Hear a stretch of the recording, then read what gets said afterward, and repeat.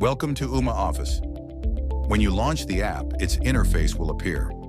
Although it is designed to be simple and intuitive, in this video we will provide you with a brief explanation of its main elements and features.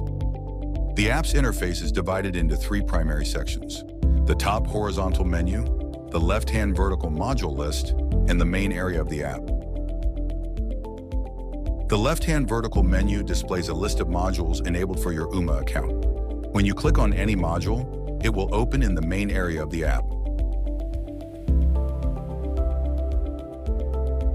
This menu also includes an integration section, which allows you to set up connections with various CMS platforms, and the More Features section, where you can request access to additional modules. To view the app's version, click Help in the top horizontal menu and select About Ooma Office.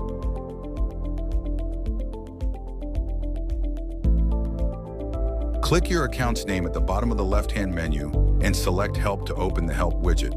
Here you'll find all the useful information about the app and its modules. By clicking Feedback and then selecting Report an Issue, you'll access a form to submit your report.